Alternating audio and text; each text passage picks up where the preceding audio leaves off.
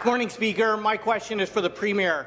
As the climate crisis worsens and smart investors worldwide rush to renewables, Ontario risks being left behind in a cloud of carbon pollution. Global investment in the clean energy transition hit $1.1 trillion last year, $500 billion in wind and solar alone. Why? Because they are the lowest cost sources of generation.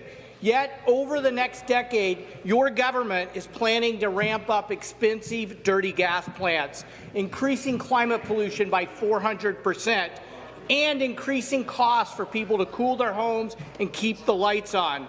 So, Speaker, at a time when we face a climate emergency, why is the government choosing high-cost, dirty gas plants when smart global investors and businesses around the world are choosing low-cost wind, solar and water power? To reply, the Minister of Energy. Very much to the member opposite for the question. Quite the opposite, Mr. Speaker. We're investing in clean, non-emitting generation here in our province, like our nuclear facilities, which are on time and ahead of schedule. Those big CANDU reactors at Darlington and Bruce, potentially extending Pickering as well, where we get 60% of our clean, non-emitting electricity every day, Mr. Speaker. We're investing in the largest procurement in Canada's history in battery storage facilities, Mr. Speaker. These are going to be located across the province to support all of the growth that we're seeing in Ontario right now. Under the Premier's watch, we're seeing multi-billion-dollar investments every day on an EV strategy.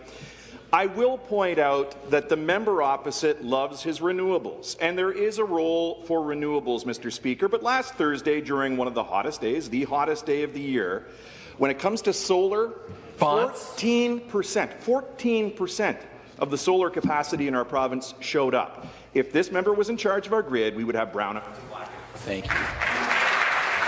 Supplementary, the member for Guelph. Speaker, you'll notice the minister completely refused to answer my question of why they're going to ramp up dirty gas plants that will put our climate stability at risk and will put business investment in Ontario at risk. But don't take my word for it. Take the Minister for Economic Development's words for it. The minister continually talks about the fact that Ontario has a competitive advantage because we have a 94% clean grid. But sadly, Speaker, I couldn't hear the member for Guelph.